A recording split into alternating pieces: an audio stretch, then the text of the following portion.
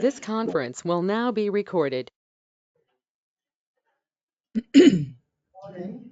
I'd like to call the meeting to order. It is 9:07 a.m. on Saturday, September 28th, 2024. This is a hybrid format meeting of the OBMT. I'd like to welcome those joining in person at the Central Oregon Community College in Bend and to those attending remotely. Do we have any members of the public? No. Okay, then we will go ahead and go into roll call. We'll begin with board members, staff. I'm Beckett Rowan, they, them pronouns, board chair, LMT member from Cresswell. Maria Odo, vice chair from Lebanon, public service member. I'm Ray Riley, he, him pronouns, LMT number 26355 from Astoria. Melissa Pulver from Baker City, Oregon, license number 20950, massage therapist. Scott English, Dallas, Oregon, public board member. Carol Gray, LMT board member, Portland. I'm Bob Ruark, the executive director for the board. Jeff Van Lennon, licensure and compliance manager for the board. Mitch Breedlove, compliance specialist for the board. Kaito Dasanata Havuna, policy analyst for the board. Thank you, everyone. Okay, first order of business today is to approve the agenda. Are there any changes or corrections that need to be made at this time? Hearing none, can I get a motion to approve the agenda? I'll move to approve the agenda. I second that. All in favor? Aye. Opposed? The agenda is approved. Okay, moving on to board business. Director Ruark. Well, good morning. Can you project this up there for me? So, 6 years ago, the board developed our board action plan, and then last year that plan had kind of expired because of COVID. Basically, we didn't work on it a lot. Some things have changed. Some of the focus of the board has changed. In fact, the majority of the board changed. It's a different board. So last year at the board meeting, the 2-day board meeting in Hood River, the board built this action plan, strategic plan. How the board wanted to do it and how I wanted them to do it was, instead of previously we had an action plan that had a lot of information on it, like we had 1-year goals and 5-year goals and 3-year goals, and then we had these pie in the sky goals, and then we had goals that were easily obtained. And what I wanted to do was just come up with, I wanted our facilitator, who did a great job, to come up with just, kind of 5 topics that the board wanted to focus on, break those topics down into actionable goals, basically. And so our board action plan, there's this workbook here that's attached to it. If you go to the bottom there where it says process review, okay? So each one of the tabs on the bottom those are the 5 topics that the board had come up with about how they wanted to address these things. And the first one is a full process review. And what that means is the board and board staff kind of want to do a top-down, review of every process that we do. We're talking about our cash handling procedures, our budgetary process, our board meeting process, everything. And you're starting that today, actually. Board staff, we've been reviewing processes ever since we had this plan.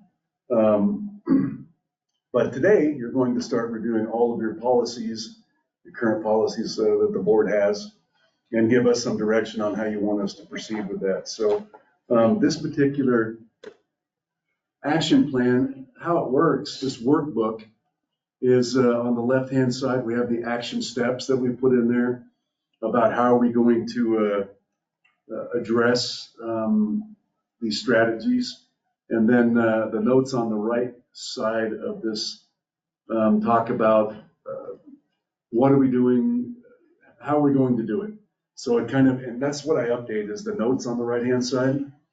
As we're going through these, as I'm going through these things with our staff, or as you guys complete stuff, I sort of put in notes over there, what you've completed, and then I'll add things because it will, as you guys complete something, it usually brings something else up to me. Oh, this process needs to be reviewed. So you can see on the first one, these notes, I guess it doesn't want to be turned off. We had a meeting, a board staff had a meeting where we all sat, all staff meeting, it lasted the day, I think, pretty much. And we addressed the first one, this full process review. And we wanted to identify and prioritize what processes that we needed to review first. So what's our critical processes that need to be reviewed? And we made assignments, and all of us were given assignments about how to complete these things, or what, come back to the meeting with what you've done and how, and what you need to do in the future. So the process review is under work in progress, right? It's under review. But today, you guys are going to be going through all your policies. So I'm trying to get at every one of these meetings a little bit of you guys involved in that process also. So any questions about that particular, about the thing overall in that particular item? So the next one, the next tab, and this is one that I'm not going to say it's controversial, the scope of practice. This is something that is going to take a while, and we talked about a little bit. The reason we're doing the committees is there was some discussion from the board at this particular meeting we had that we built this the strategic plan, that the scope of practice, so the definition, your scope of practice as massage therapist is basically what the definition of massage is, right? That's how we define it in our rules. Our definition of massage hasn't been updated for a very long time. It was written in the 50s or 51 or whatever, whenever our rules were instituted. And so it needs to be updated. And if you're going to update that language, then you probably should look at your scope of practice. Is there anything you want to add in it? Is there anything that, or do you want to have another definition of what the scope of practice is? So the first step in this process for us was to start these committees, right? Get these committees going, because when you're building language like this, you want to use your committees. So we're working on this scope of practice. Want to modernize it, update it. And I think one of the important things is, while doing that, is solicit input and feedback from the stakeholders and experts. So when you start getting this, scope of practice, definition, whatever you want to call it, when you start clarifying it, I think it's important that we do involve, we're going to have committees, but do involve, maybe some of the trade organizations, or have a stakeholder meeting or something of that nature. Now, everybody's always invited to our meetings. They're public, right? So the public can always come here and give input into anything that the board is doing, and we encourage that. So hopefully we can get the message out when you are working on the scope of practice. So, any questions about that particular area? The next one was the IMB, illicit massage businesses. So this is something that Jeff and Mitch and myself to a little degree have been working on, but Jeff has really been working statewide and nationally to gather information about best practices for attacking these illegal illicit massage businesses, getting them out of our state, stopping them from growing at the percentage that they've grown. We have the news media, like we talked about earlier at the meeting yesterday, involved in trying to help us. Sounds like there's some legislators that are involved in and trying to help us. So it's gaining traction and getting attention. And once things get attention, then maybe people will start putting resources into it. It's not just us on this island, right? So Jeff has been doing a lot, and he briefed you on what he was doing yesterday with the national yeah, you know what I'm trying to say, right? Network. Yeah, you're doing the permits, facility permit, the facility business regroup thing. And we've been doing a lot of outreach to law enforcement and other agencies to try to partner with them, at least give them information and partner with them about trying to tackle these businesses. So there's been a lot of progress in this particular area. Any questions on IMBs? I now know what IMB stands for. There you go. And that's not our word, that's just the one that's caught on nationally now, so you're almost forced to use it. I know I've heard some people say they didn't like the way that acronym was, but we're stuck with it. I don't mind it. I've heard other people say they don't like it. You weren't the only one, Scott. I had to ask him yesterday. So the next one was leadership development. You know, it's kind of two parts to this. One is providing leadership as board members and as a group to the community that you serve. You know, being a leader in the industry, and you know, Oregon has a great reputation for being, you know, a cutting edge why can't I talk today? A cutting edge massage board, okay? They often, nationally, the national organizations often ask us to speak and present information at their meetings. They use us as an example. I've had many states call me about the way that we're attacking our IMBs and some of our policies that we have. One example is cannabis. When it became legal in Oregon, a lot of agencies sort of stood back and said, let's watch and see what we're going to be doing with this. We immediately got an opinion from our DOJ about how we could guide our massage therapists and they could use this medicine to treat people. And you guys developed a policy. So, I mean, you know, that was very cutting edge at the time, you know. And we get a lot of good feedback that you guys are definitely doing that. The other part of this is you know, trying to cultivate leadership opportunities for our board and our staff. And so we talked a little bit about this yesterday, and I think Jeff brought it up, that, you know, we got to make sure that, and the next one too, staff growth, are kind of connected, that when there's leadership opportunities that the board has, like, you know, the board, the payment commission board that I talked about yesterday, and I know that some of you are going to Washington, D.C. to represent our board as either a voting member, as a delegate, or just an observer. Those are great leadership opportunities. I think it's important that we continue to do that. But we're staying on top of that. You know, COVID kind of took us off the rails, but this is going to get us back to where we need to. So the one thing that I want to start doing is, and it's in here, that I'm going to start working on pretty quick, is, and I think it's even more important since some of the decisions we made yesterday, I'm going to try to do a Facebook Live or something where we have an hour, 1 hour, half-hour Q&A session that massage therapists can pop on there. And that was something that was brought up at that strategic planning meeting, but it's something that it's been on my mind ever since I took over. And it's something I think is important. It would allow anybody, the massage therapist, to ask questions, kind of a Q&A session, and it would be just with board staff.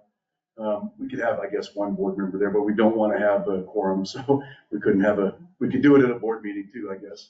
But it's something I'm working on, and I think it's important. I think that's helpful. Yeah.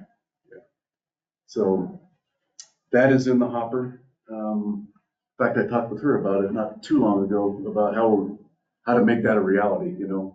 And so I think we're coming up with a plan. So, any questions on leadership development? Okay. Bob, Oh, yeah. was there anything about initial license orientation? Didn't we touch on that last year, and it had something to do with, for new people who were getting licenses, just kind of? Mm-hmm. We did. Yeah, I think that's kind of falls under the outreach. Okay. Part of it. Okay. Yeah, I'm gonna put a note in there so I remember that. And we indicated, it looks like, that orientation might qualify for like a CE.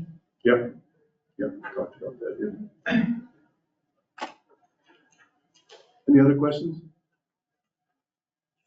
And then the last one, I kind of talked about it on the leadership development, but I think it's important that we continue to grow, staff growth is what it was called. And this one was really important to me because I always believe that, you should train your person that's going to replace you, right? You should give them the opportunity if they want to do it. So we're very much into training, Jeff and I, and providing those opportunities for our staff. I don't think I've ever said no to any of my staff members that want to go to any kind of training. Christian, our newest staff member, actually has no leadership experience, so he asked to go to sort of a line level supervisor's course, which he attended, and it gives him that interest. And if there's future opportunities available, then, or if there's even opportunities available somewhere else, I'd hate to lose him. But you gotta, people have to do what's right for them, and I support that with anybody. So so this is something that was important to me, and COVID, kind of took me off my game. I took over as the executive director just right before COVID. So my entire orientation into being the director was COVID related. It was like, okay, you're now the executive director. You can't go to board meetings anymore and make everything virtual, and you got to stay home. Okay, so it kind of threw my game off. But I'm back. We're back into what we want to do and focus. So you guys not have any board meetings during COVID? Virtual. Yeah. Yeah, they were virtual. Probably the first couple of meetings were a little rough Yeah. because of internet stuff, but after that, Yeah. It's just growing pains. yeah. But we had the ability to do virtual meetings. We've had them for a few years before before COVID started, but we didn't have it to the extent that everybody attended virtually. So we had to make that a reality, and there was a few hiccups, but it worked well. Once we got the new computers, it worked. Yeah, it was good. Like that. Hardware. And the interesting thing is we had more people log in and join the meetings than we do now. Yeah. Because they all wanted to know what you guys were doing. They were all stuck at home. They were all They were freaked stuck at out. home. They were stuck at home, so they were bored, so they They had could just no- check in. I don't think they Excuse were bored. me. It was a big thing. They were like, what is the board doing? Let's get online and see. Yep. And then we got nothing but thank yous at the end. Oh, I didn't realize that, it was all, but it was good. Yep. That's good. Any question about staff growth? So that, in a nutshell, is our board action plan. I update it. I probably look at it about every 3 months. I look at it more than that, but I update it about every 3 months and kind of add some notes to it. And I'll get some ideas about, hey, I know there's a line item that has to deal with whatever, and I'll be like, here's a way we can deal with that, and I'll throw it in there. So I try to keep it up to date for you guys. I think every meeting now, I'm not going to present it. It'll be a topic. I think at every meeting from now on out, and then you guys can review it. And if there's something you feel strongly about, or if you have questions for me, then you guys can ask me those questions. And that way it keeps it to the forefront of everybody. We see that we're making progress on it. It's nice to see a director that, instead of just talking about having this kind of plan, actually lives by it, does it, and implements it, and offers stuff. That's nice to see. You know what I'm talking about. First or something. Yeah. Okay, there's no other questions, I think. I'm good. We have some, review the plan. We have two other options on there that are on the agenda. If there's any next steps or assign owners and due dates, we put that on there in case, as I was presenting this to you, you guys said, you know what? I don't think there's been enough movement on this particular thing. I'd like Bob to assign somebody to do it, or I would like to attack this, things like that. So it doesn't have to be, I just put it on there.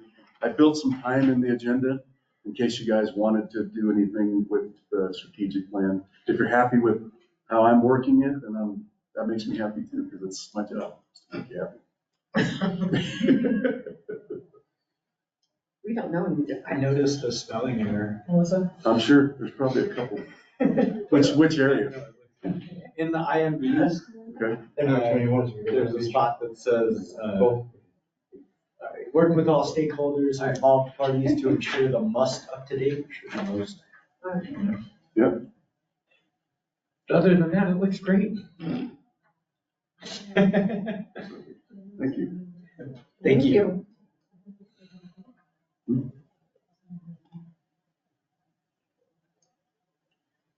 Okay.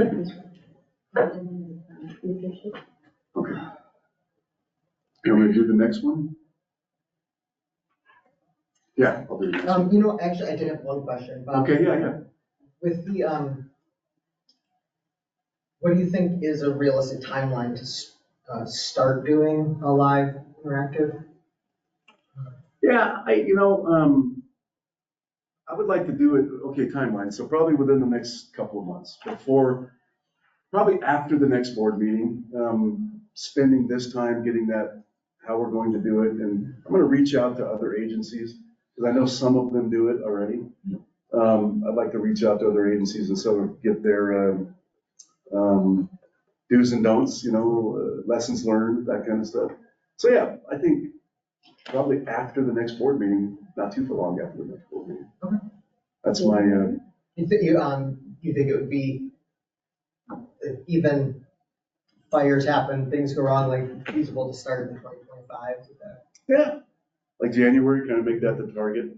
Yeah, like the Yeah, reasonable goal. yeah.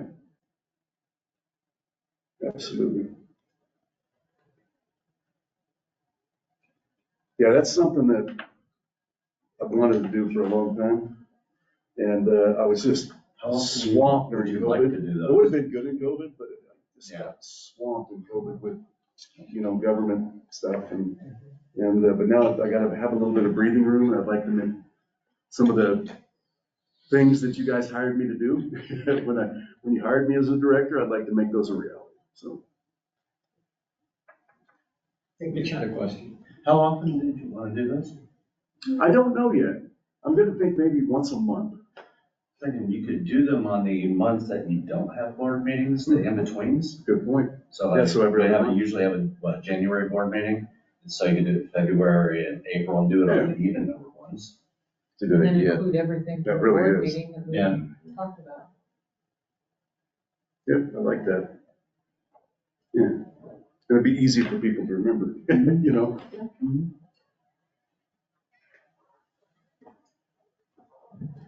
All right, any other questions? Excellent.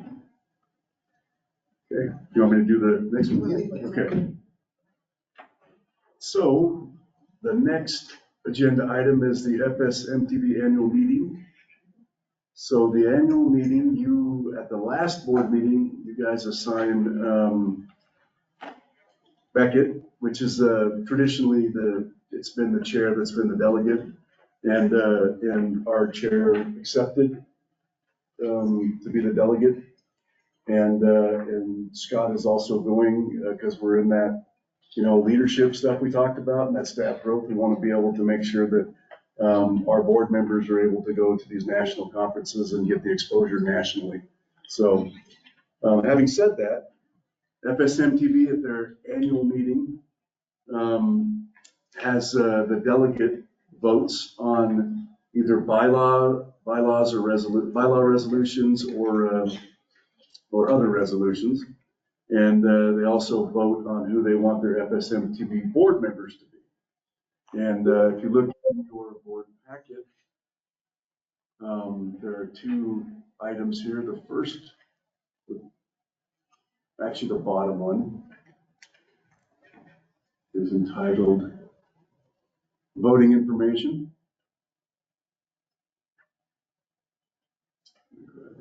There we go.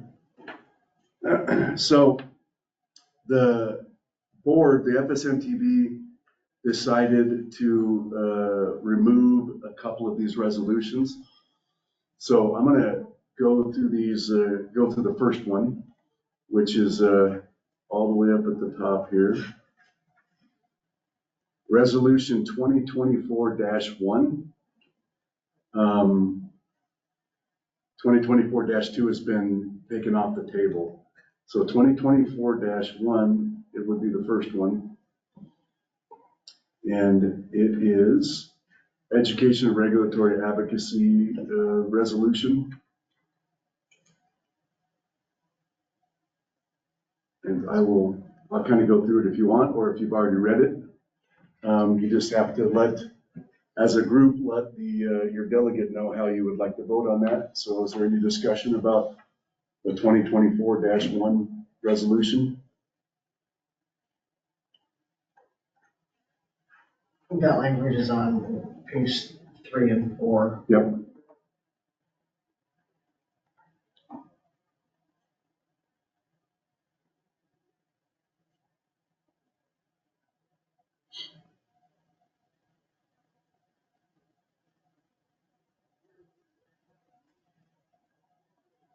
So it's that the FSMTV develop, budget, and implement an advocacy program intended to provide massage therapy, regulatory education, and regulatory information and perspectives to FSMTV member boards, which is you, legislators, the academic community, and other relevant massage therapy communities. It's an advocacy program.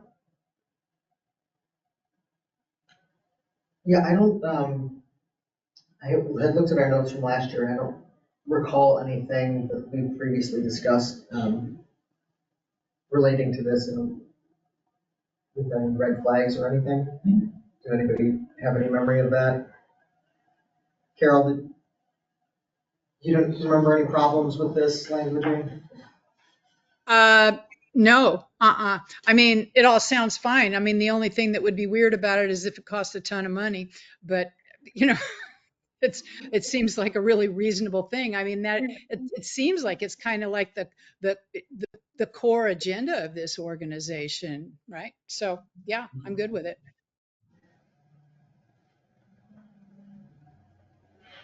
So do we need to, do they Yes. just need to provide direction, or does it need a vote? No, I think you guys need to vote Okay. about how you want the person to vote. I think. I mean, Take a vote about the vote. Mhm. I would think so. Yeah. So we're, at this point, we either need to direct me to vote to pass the resolution or not. Correct. We have to move to call the vote. Yes. I move to call a vote on resolution 2024-1. Second.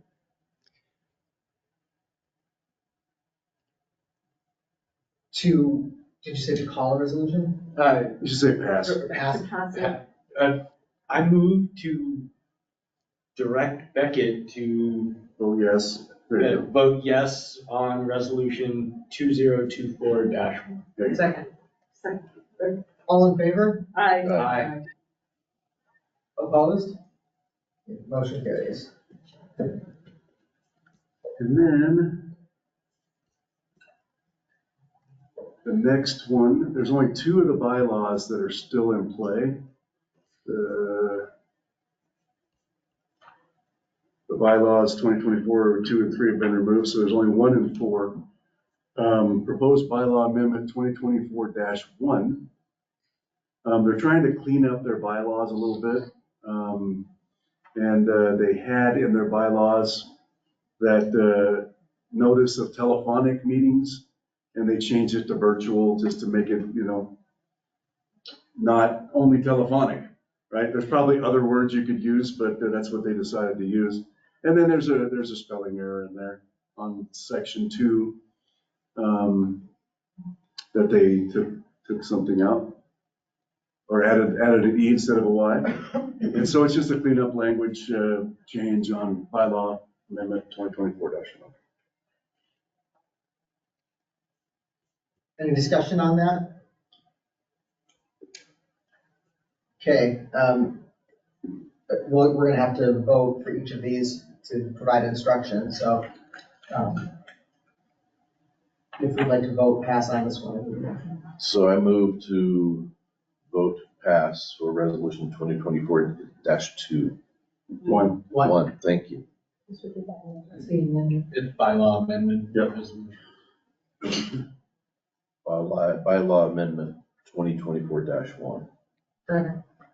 All in favor? Aye. Aye. Opposed? Motion carries. I'm glad they cleaned up the telephone. Yeah. Yeah. Sounds like the organization started in 18.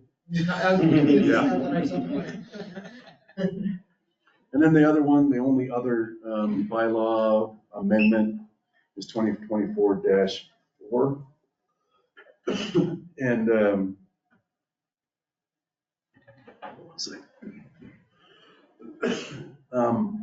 they changed the language to previously the effective date of any thing that they voted on, the committee voted on, became effective upon their adoption. So it means the moment that they voted, it became effective.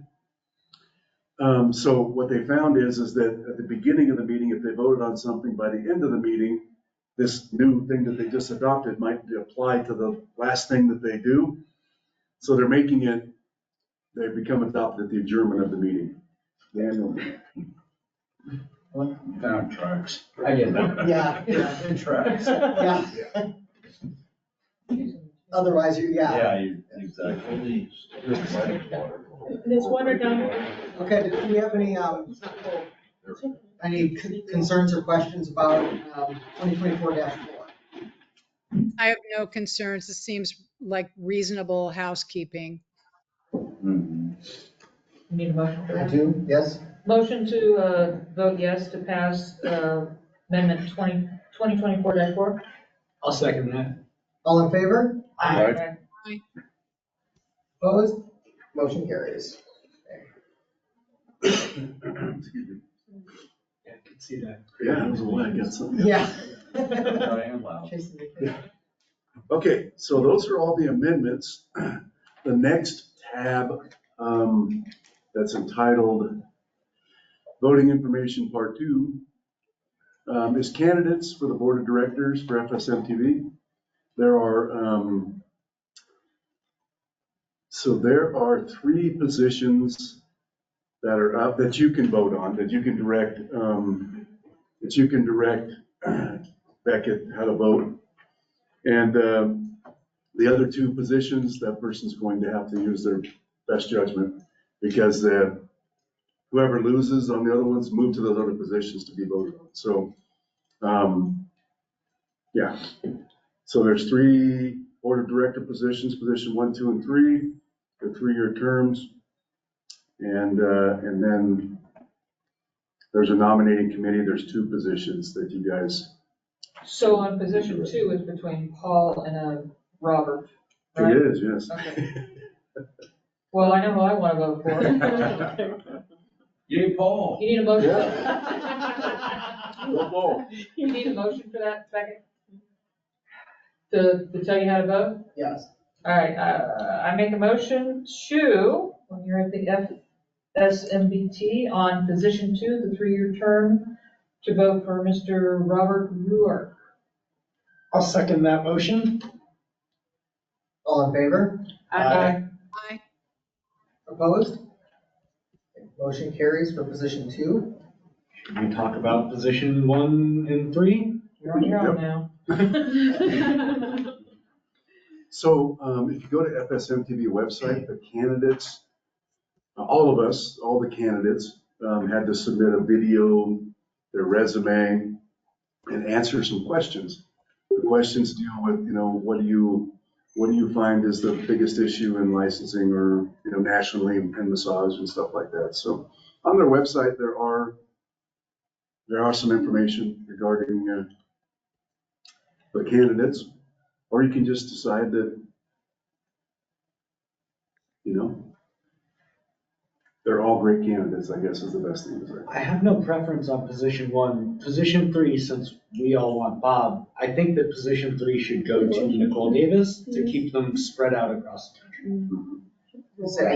I think that has been one of my biggest concerns is that the representation has been very clustered to the southeast, south and southeast.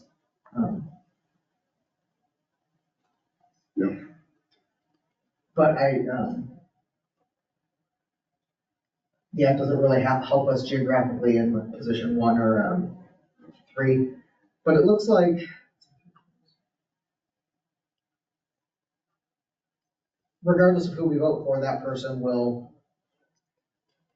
likely be slated into a 1-year position anyway, because of the numbers. So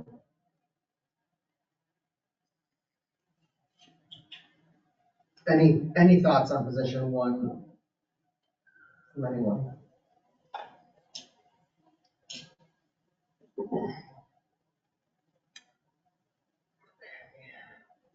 I think. Let me, Pull up their bio.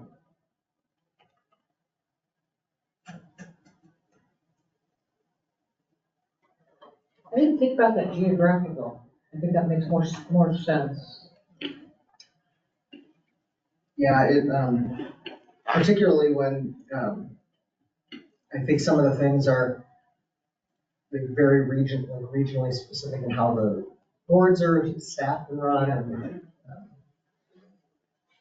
And, I would say that if we look at historically at how these boards have functioned, I would say that the Florida board is higher functioning, that they've had long-standing greater educational requirements for massage therapists, that they've been, that they have historically been more organized than the Texas board.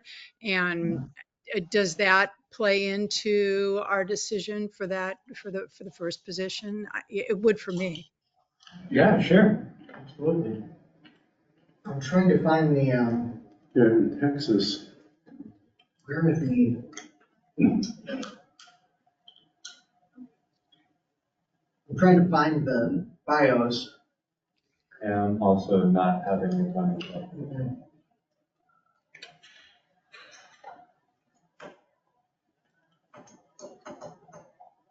I'll send the link to you guys. Okay, thank you.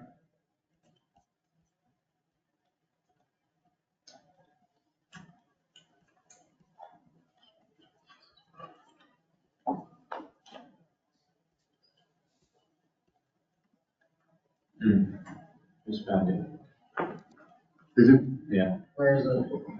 In news and events, 2024 FSMTB annual meeting, and then 2024 candidates slated for election.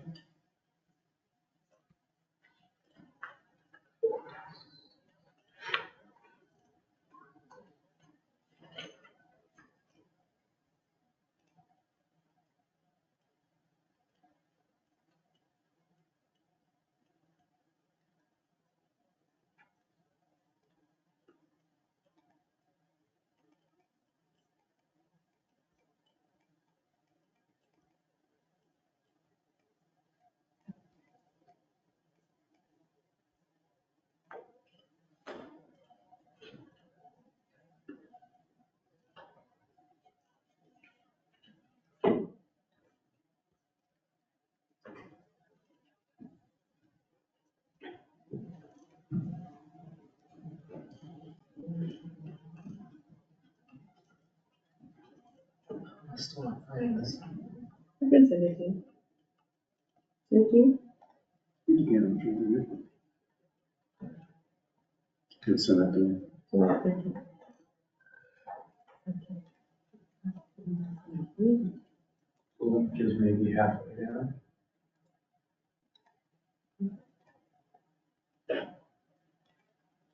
Under all the, how to get their sponsorship. You said that was under news and events? Yeah, news and events, 2024, and then there's a bold 2024 candidates slated for election. There we go. Yeah. Yep.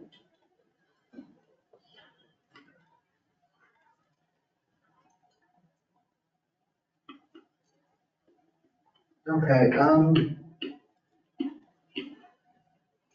if everybody could just take a look for a minute at the Q&A for the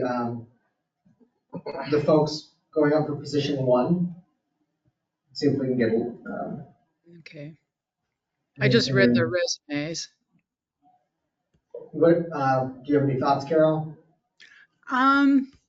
Yeah, I think that that Victoria appears to have a more longstanding experience. That resume was all over the place though.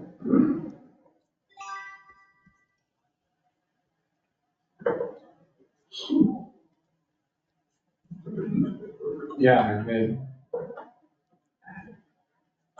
it was almost too much on that resume. I would be concerned that their reports might look the same. That is a thought. It's viable though. That's one way to get it mostly on one page, right? Yeah, that is. That's a lot. Yeah. I like Carolyn's Q&A.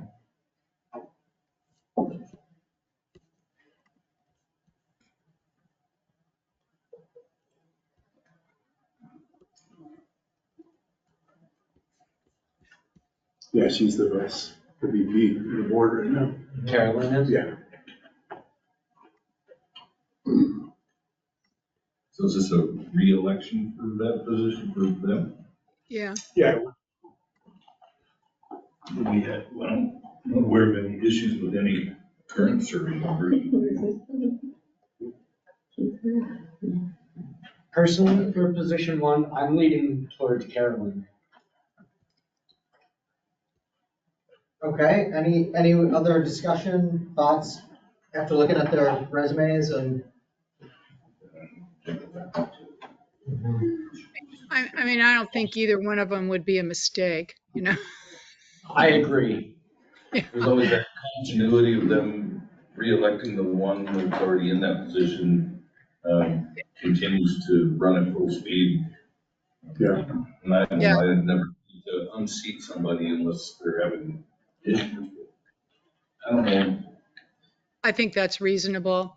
Yeah. Yeah. When I look at Victoria's resume, I mean, there's a lot of irrelevant stuff on there, but you know, writing a resume is different from doing the job too. So, but yeah, I feel comfortable with the incumbent. If someone feels like they have a decision, can we get a motion?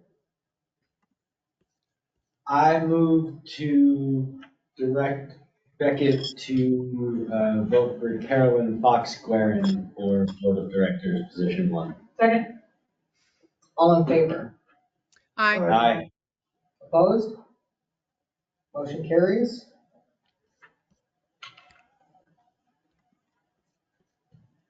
Okay, can we take a look at position 3, please?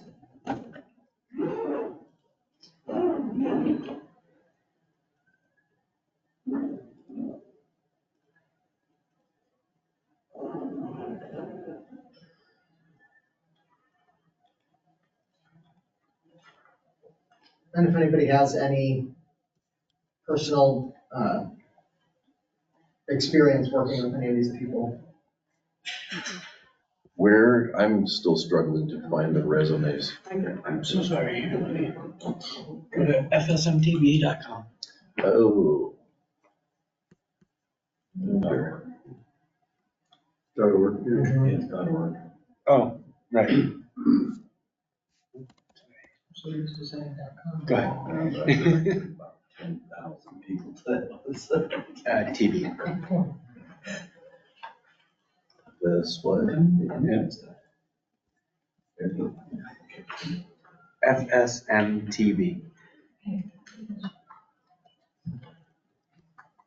Dot.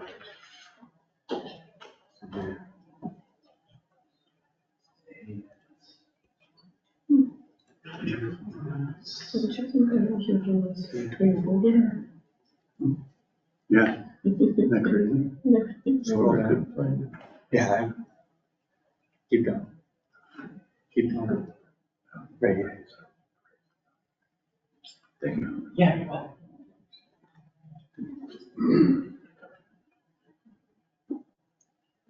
Did it go off? You need your. Looking for a while.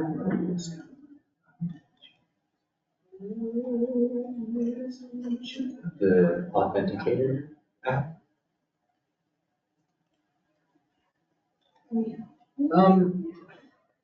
If, any thoughts first of all on position 3, folks? I like that, that Shamara has experience, on a regulatory board. That's encouraging. And see, the other candidate, Nicole, has, well, she actually is a newly minted board member in New Jersey, June 2024, it looks like.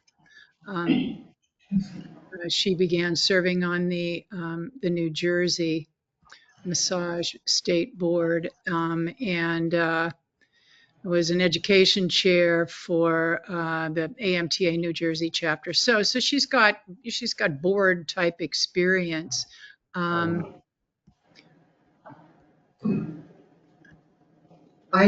do like the opportunity to have some more representation from the West Coast, and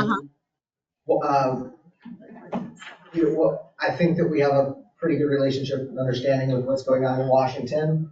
I think I have some confidence in that in and of itself, that we have some idea of what is going on there and who that representation might look like, particularly since it has been so regionally isolated. So that's just a thought. Yeah, I'm a Washington licensee, and so I've had, and have been for 35 years.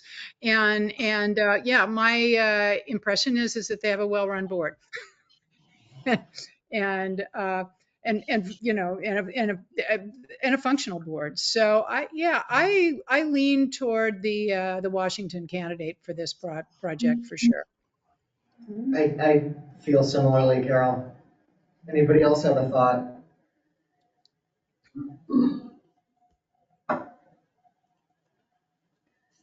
I like that Camara is talking about impact, so let's go. Okay, if somebody would like to move that. I move that we direct Beckett to vote for Camara Figuera Correa at the FSMTB meeting. I second. All in favor? Aye. Aye. Opposed? Motion carries.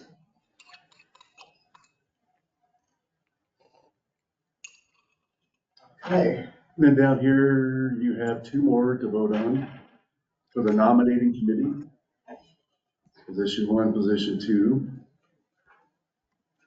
I know FOD, the position 2 guy. He is a massage therapist. He is currently on the board of directors, but he's timing out. And I think he only did 1 term. He didn't want to he wants to still stay in it, but he wanted to be on the nominating committee, which is a lesser role. Super guy, really nice guy. I like him. I know Jan Shaw from South Carolina. Very Tough as nails. She's very, a very good regulator. I don't know the other two candidates, but you had asked if anybody knew anybody, so. So Jan is a massage therapist. Sharon is a executive director, I believe. Yeah.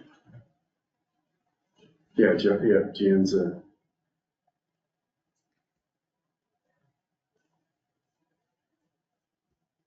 Sharon is certainly qualified. yeah, she's the chair of the South Carolina Massage Therapy Board. Jan is. I don't know, South Carolina, I don't know what you were saying. Yeah. Yeah, she's the chair of the South Carolina Massage Board. She was a panel member and the vice chair before she was chair. So is Sharon on this committee right now? Yeah, she is. Yeah, She's currently serving on the committee. And Sharon is, yep. Okay, any, She's on the Maryland board. Good. mhm. And She's the the executive chiropractic board. Excellent. I mean, I don't think we can go wrong with either of these Yeah. nominees. No, they both look really strong. Yeah. Well, I have to vote for one of them. Except position 3 will be filled by somebody who isn't elected, so looks like two candidates, so it looks like they will all be on the committee in the Yeah, end. there will be one who does not. Yes. So, could I just get the instruction? I think for position 1, I lean toward Jan Shaw. She's just got such depth of experience. She looks maybe a little bit more well-rounded, but they both look good. Yeah, I move to direct Beckett to elect Jan Shaw to position 1. Second. All in favor? Aye. Opposed? Motion carries. Position 2,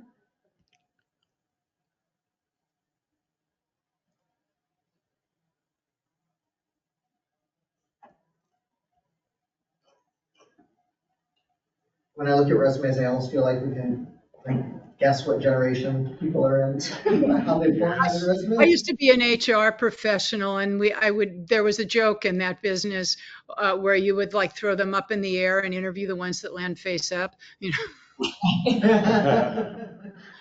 I think that Executive Director Rourke, knowing someone and speaking highly of them goes a long ways. Yeah. And Fo's got many more years of experience too. Actually, I think that they look like a more solid choice over Charlene is what I think. Is if Fo, Bob, am I pronouncing their name correctly? Yeah, it looks like FOD, but it's FOD. Fod, okay. FOD. Fod's got significantly more experience, and again, Charlene looks fine, but I think Fod's a good choice here. We all in agreement? Yes. I move to have Beckett for position 2, vote for Fod A from Bama. I second that. All in favor? Aye. Opposed? Motion carries. Do we have to vote on position 3, or that will just happen? So when it happens, you're just gonna have to rely on Beckett to make the proper decisions. Okay, Becky, use your intuition. Well, and I think having the discussion that you've had, I think Beckett understands where you're at with the other candidates that are gonna be moving into those positions to be voted on, so I think they can probably make a good decision for you. Yes, I will go off of our collective rankings. Awesome. Okay, All right. that's our FSM TV chunk. Do we want to take a break before we go into the next section? About, I'll move for 15 minutes. Maybe, because my computer's going crazy. okay. Motion on the floor, can I get a second for a 15-minute break? Second, All in favor? aye. I need you to vote. On the break. Aye. Opposed? Motion carries. Get back to the. Be back at get back to 10:17. Whatever we're doing. To the agenda. You want to stop the recording? If the lobby's open. Then I have to go Got it. sign into your video. That's That. See, I'm This conference will now be recorded. welcome back. Carol, can you hear us? All right. That's a first. Okay, let's keep going. Reviewing policy. Yes. So as part of the process updates, I went through our computers and everything and pulled all the policies that or guidelines that the board has right now, and I put them in a kind of a policy manual. I have it right here. I made a copy and put it in your board packet.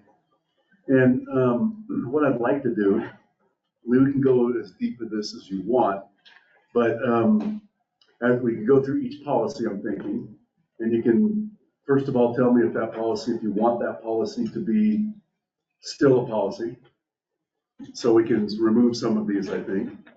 If it needs to be updated, what I think we'll do is, if it's minor updates, you can give me some direction right now and we can update it.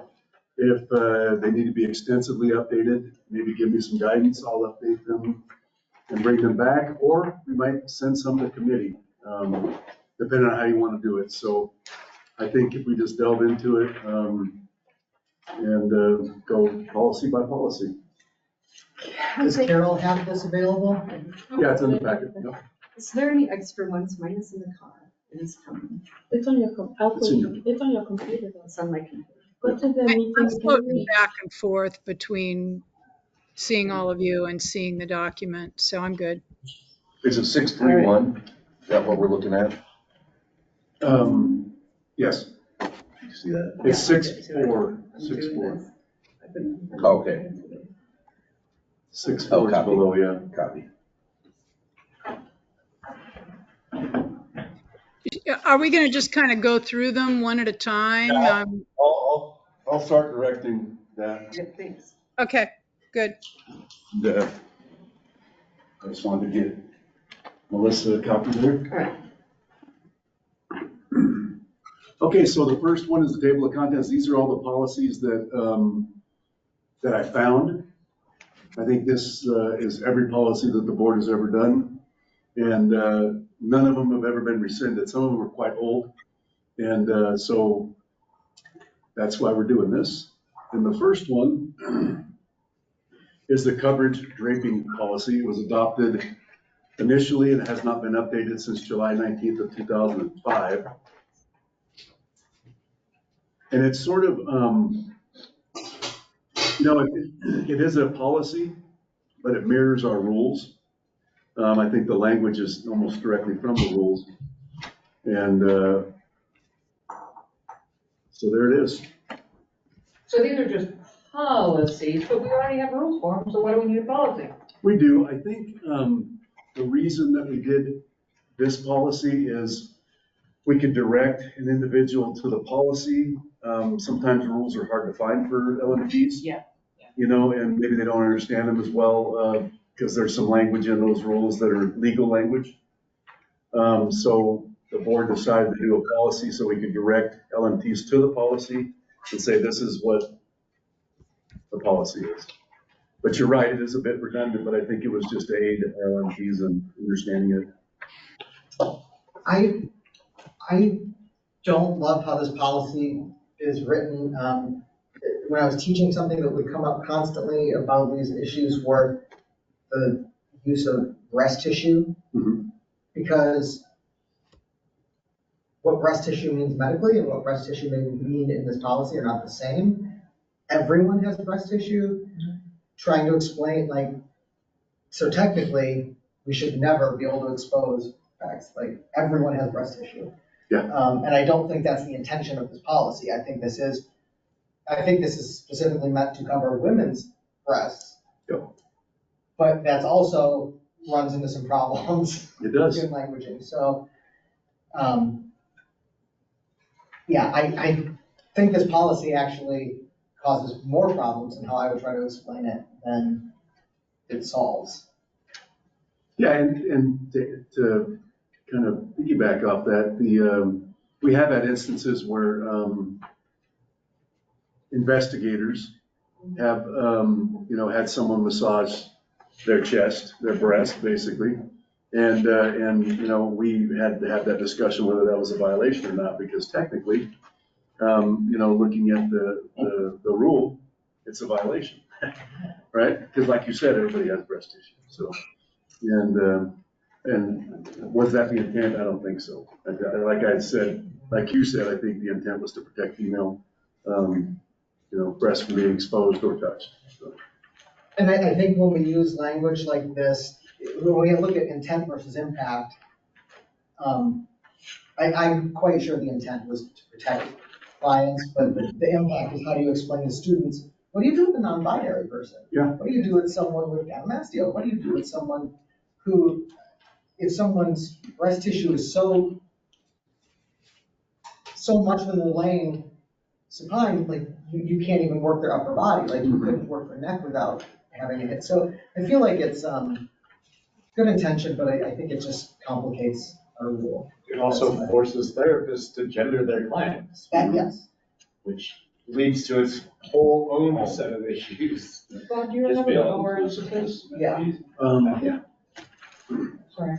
Yeah, I was always taught that male and female breast tissue Yeah. should be treated in the Yeah. same manner. I know it's inclusive, and that's all. Yeah. That really does make it all inclusive, everybody. I barely use the OR, yeah. I think It is if we go to our, and I know we're gonna look at scope of practice and rules, things like that, but are we covered enough in our Thanks, Bob. rules that? I don't know if this is value added. Okay, so for this, we're just saying that the policy needs to be rewritten. It's not what we're doing. Yeah, in our rule, actually, the board has added stuff since this was written, since 2005. The board added a section about voluntary and informed consent of the client. The breast drapes may be temporarily removed or perform therapeutic treatment of the area. So they added that, and they added some other language to the actual OAR that's not in the draping policy. So if it needs to be rewritten, then you can give me some direction on how you would like it to explain. I think I kind of get an idea of what you're talking about, Beckett. And, I can do a rewrite and bring it back to the board for review, or you can assign a board member to tackle it, or however you want to do it. Or you can get rid of it. I think our rule is written in a way. Have any of you looked at it? It's I'm looking at it. the OAR. It's a 334-10. Which one's 21, 22? If you're looking at the green book. Yeah. Okay. Oh, you're looking. Yeah, I think the administrative rule is really clear. I'm not sure why we need to reinterpret it or rewrite a policy to reflect the intent of the rule. The rule's the rule. Yep. And I think the intent of us updating the rule was to sort of do away with some of the policies initially. So Yeah. Could we just bail on this policy since draping in a variety of scenarios is already well addressed in the rules, including pelvic floor work, body cavities, all that stuff. The draping is mentioned in those policies. So I'm just kind of thinking that maybe this is redundant and could theoretically be confusing. I like that, Agree. Yeah. because when they redid the rules, it became even more clear as the definition. Yeah, I agree. And if we think there's a lack of clarity, I think that what we ought to be doing is throwing it to the rules committee and say, write this thing so that people can understand it. That's what the rules committee does. Understand our intent, as you know. So Yeah. I think the rulemaking process is really what comes into play with this, and not a kind of wringing our hands about policy. So can we give direction? Do we need to vote on things? Yeah, so if you want to basically do away with this policy, you can say that you can rescind it. So you can make a motion to rescind the the draping policy, coverage draping policy, and then vote on that.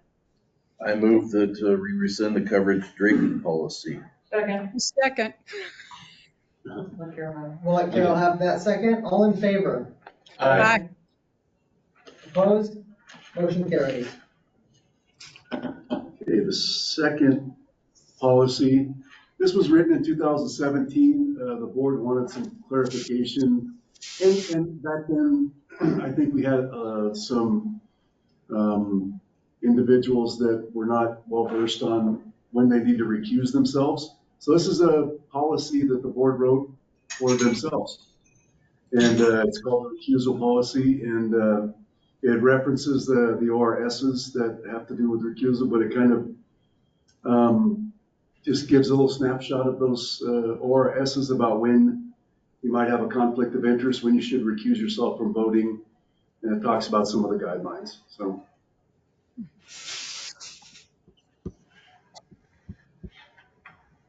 I don't see a problem with this at all.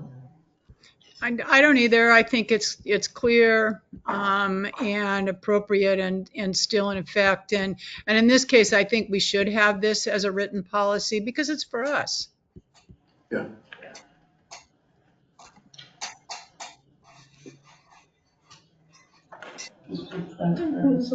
Yes, yes. Yeah, and I think I can't see anything in there that is different from what we do at this point. So, yeah. So we don't need to vote to keep it, do we? That's a good point. Yeah. Should we? You might. We might as well. You might as just go well ahead and keep as written. Keep it written and do something. It was approved January 30, 27, and we could have another date there. That's what I want to do. Reapprove. Yeah, I want to put when you guys approve this. Okay, so for all that we cover, we will need a vote to rescind, to approve, or should we say like maintain? Maintain. If it's not going to change at all? Yeah, you could say, maintain as written. Or to revise. Or revise, yeah, if you decide to revise it. Okay. We could say reviewed and approved with today's date too. That would be another. Yep. It'd be nice to see that we looked at it and that it's not something that is increasingly ancient. Mm-hmm. Yep. Well, I move to maintain the recusal policy that was previously approved January 30, 2017. I second that. Okay, Scott. All in favor? Aye. Opposed? Motion carries. All right, so here's a kind of an old policy from 2013. We had we have a written rule about when you can cancel the practical exam. But back when we did practical exams, we had a real problem with people that would cancel or people that would not show up, and or people and they wanted refunds, and we don't give refunds. So we've made it pretty clear about how to cancel a practical examination. When can you do that? We don't do practical. It's still on the books, but we don't do practical examinations anymore. In a particular instance we would, but not to the extent that we do the policies. Okay, I think you just answered the question. Yeah, not to the extent that we do the policy. Okay. Yeah. I have, go ahead, Carol. So when you say practical exams are still on the books, are they written into our administrative rules still? Statutes. Statutes. So they say, the practical exams were never properly validated. The proper way to validate a test is that you test a whole ton of people. Everybody passes, and over time, you look back to see what test scores were and how they correlate with performance over time after giving the test. And that's when you decide this test is valid or it isn't valid, because it actually predicts who will practice safely in this case. Maybe probably not successfully. And so, we dropped practical exams even though they had high applicant appeal. People thought like, oh, I go in the room and I do the massage things. It must be, this must be a good test. But honestly, it was not properly validated. No, and none of them were, I don't think, in any states. And so it sits there. Do we really need this cancellation policy, given that we aren't going to conduct these exams, even though there's a statutory opportunity for us to do so? So anyway, I'll stop talking now. I don't think we need it. Yeah, let's bail on it. I think we don't need it because particularly in section 5, the exemptions are so particular. I think, but do we need to have something that just says, like should a policy go in that says, if the exam is administered, it's non-refundable upon cancellation? We already have that. We already have that. Awesome. All these are non-refundable. Okay. So I move to rescind this policy. You second? Yes, I second. All in favor of rescinding the practical exam cancellation policy? Aye. Opposed? Motion carries. Okay, so the next one was also written in 2013. It is a policy that, so basically there's already a policy from DAS, Human Resources, and it just mentions that policy. It basically says you can't bring guns, explosives, or drugs to work. And I think we have to do something in Workday that affirms that every year. Yeah, we already have an HR policy now. This was written after I started. No, right before I started.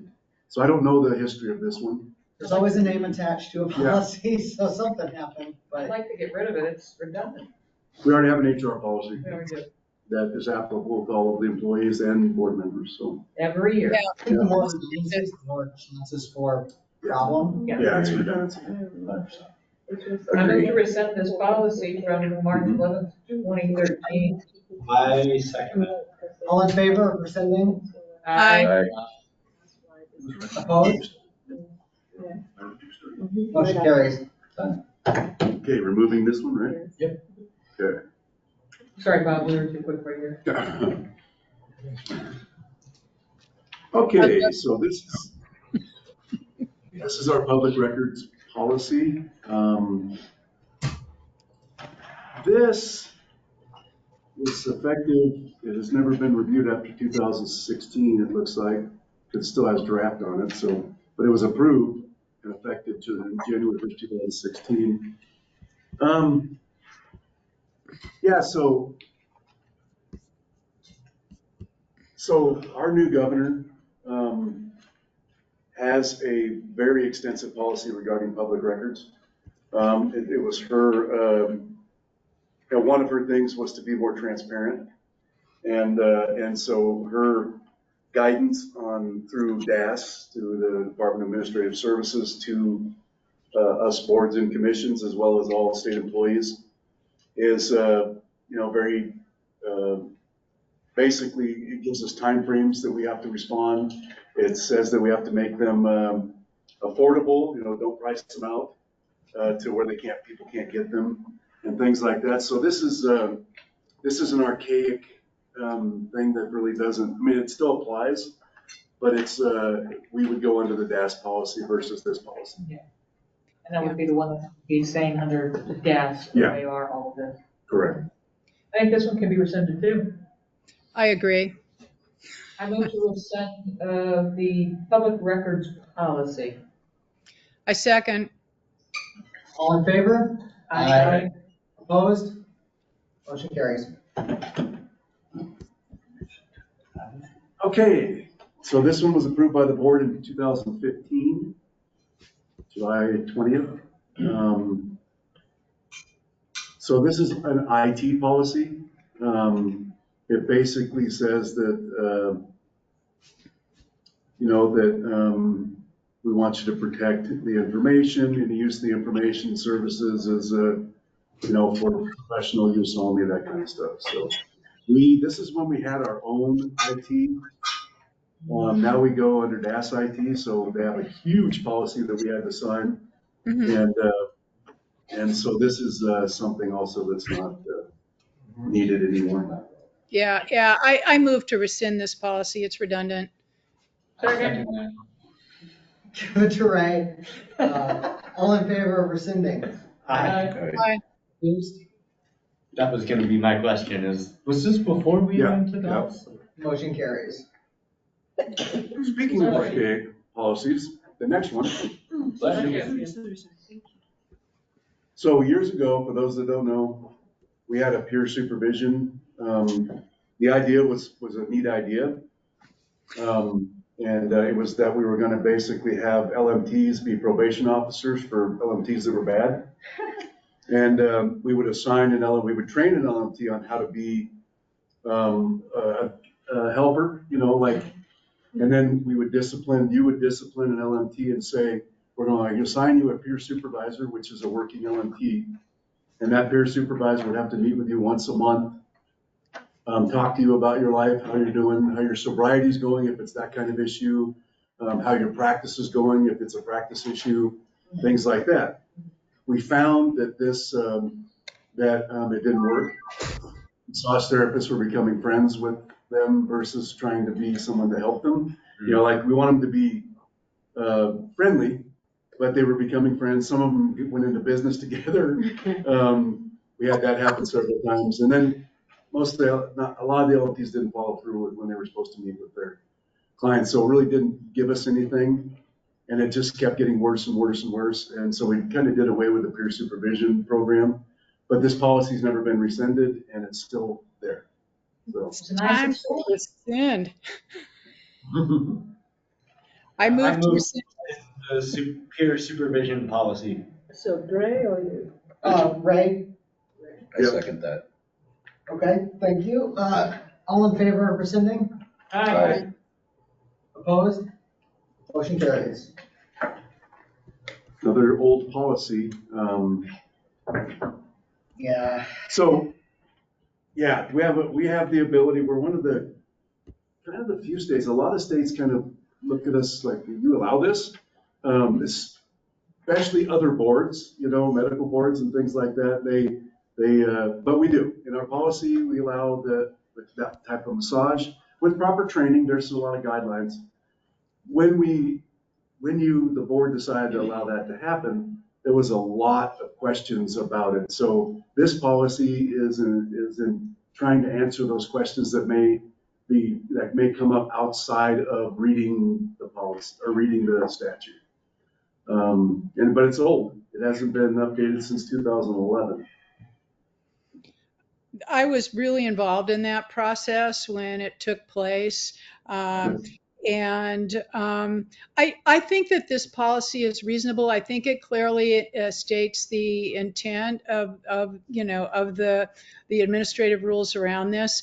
Or a little history, Oregon massage therapists have always, since the beginning of licensure in this state, decades and decades ago, had access to the entire body inside and out. And it wasn't really interesting to the board until Tammy Kent started training people to do pelvic floor massage, essentially. Certainly other great trainers around too. And so we thought, we got to make some administrative rules around this thing. And oral cavities got lassoed in on this project also. But I think that the policy is still reasonable. To the best of my knowledge, there have been no problems associated with a pelvic floor massage or any kind of body cavity massage since this policy was instituted. So I think it's okay to keep this policy, but I also think it's redundant because the guidelines are so clearly stated in the administrative rules. So that's my take on this.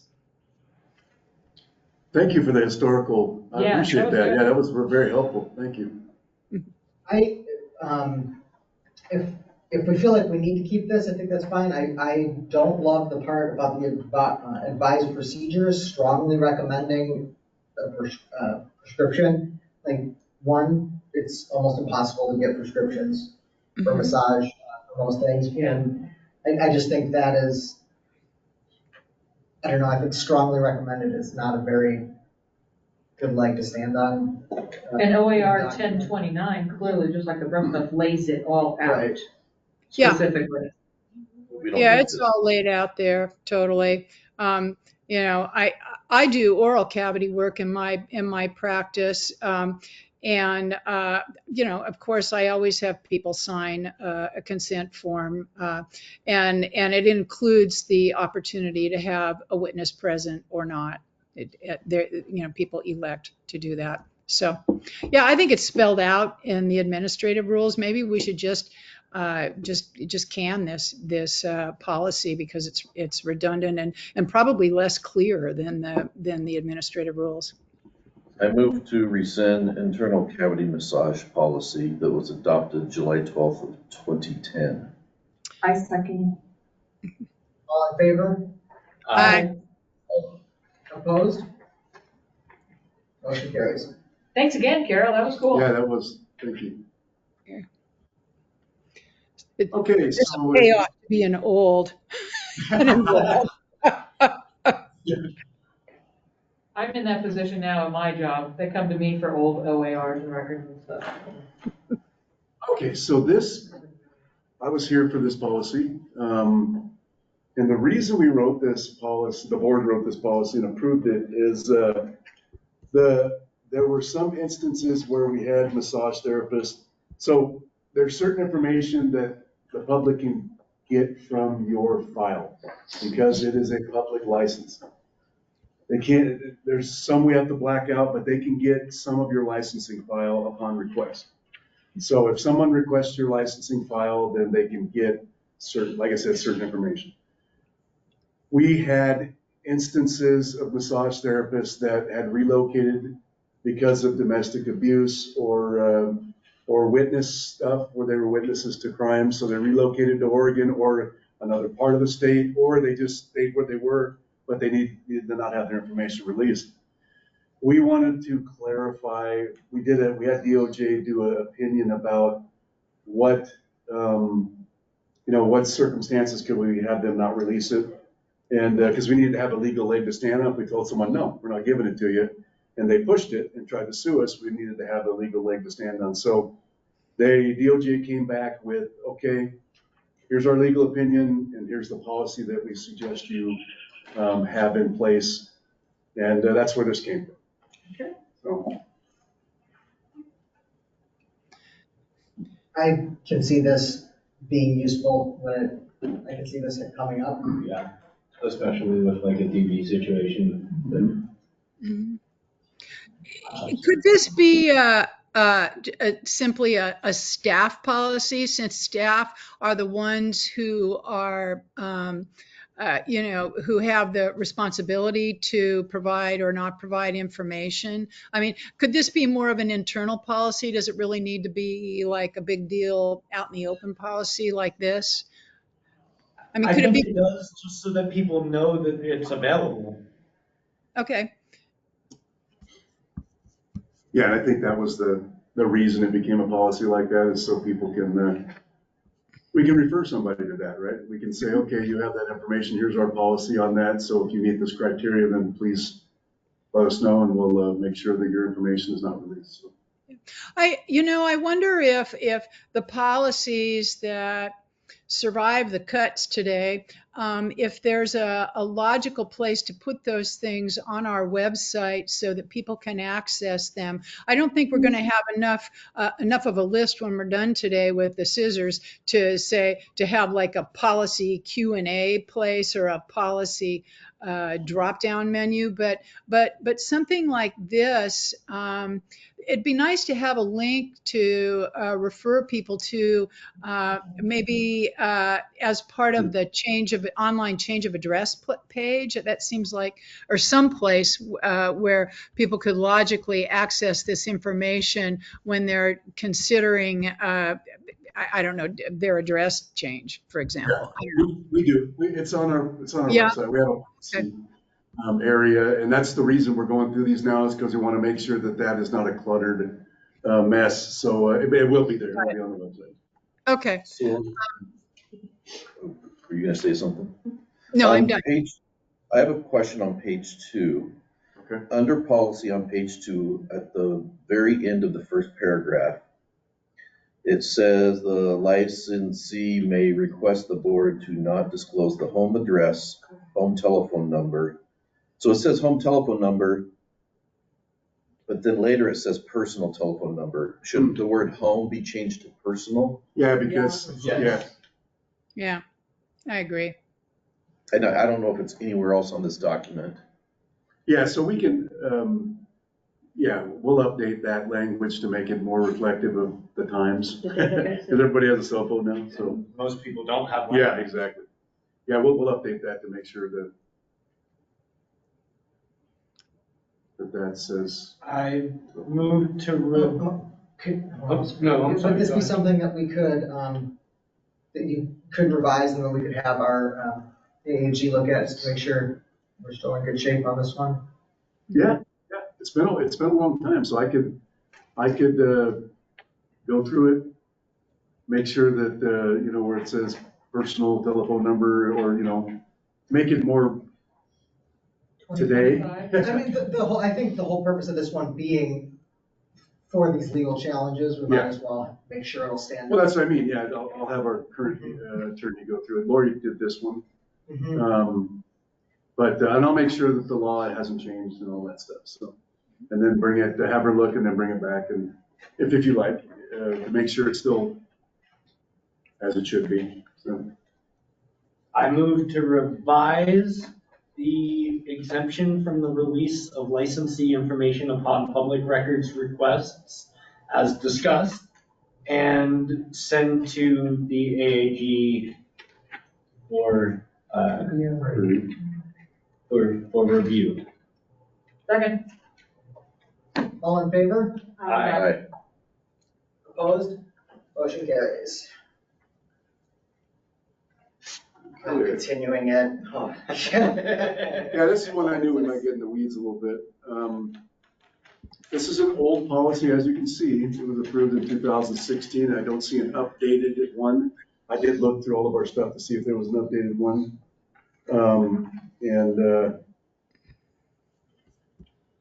So yeah, this either needs to go away. It needs to go away, or it needs to be updated, either one, because some of this stuff I think has changed a little bit.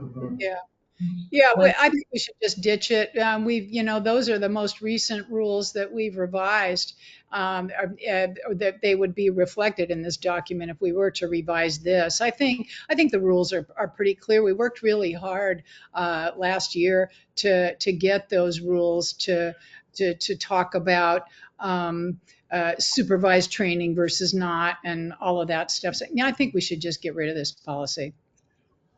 You gonna take it?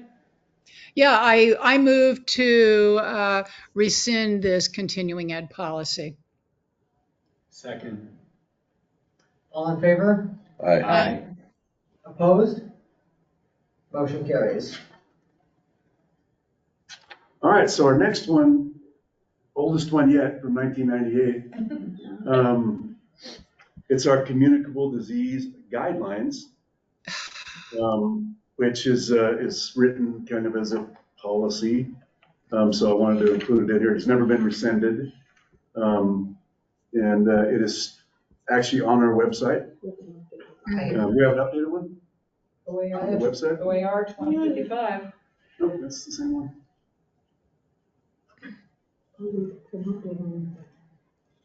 This is another I one. have taught this 100 times. And I have some concerns about this one, just for possible changes.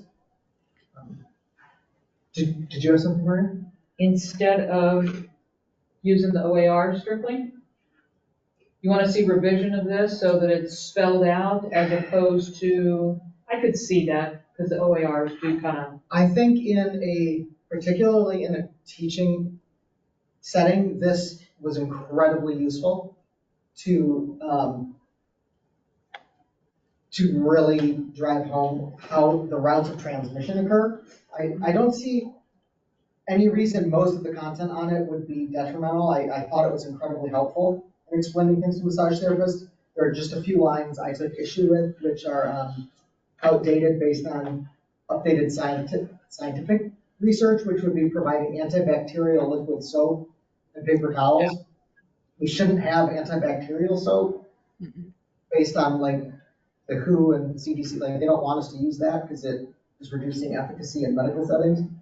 So just proper hand washing with soap would be sufficient, and that's surprisingly important. Should a committee member or two take a stab at this and try revised and see if we can update it? Because I can see how this would be much more helpful than this OER. Yeah, does anybody have a feeling that they want this to go away? It doesn't break my heart for it to go away. There's nothing to stop people from continuing to use information presented in this way in teaching settings to kind of spell it out, or kind of cut it up into smaller chunks for students. But honestly, I think that if there's something that we don't like about communicable disease guidelines, that we ought to go to the rulemaking process and make it happen there in a more official way. But it's not that would rule. It's not a rule. It's not a rule. It's policy. Yeah,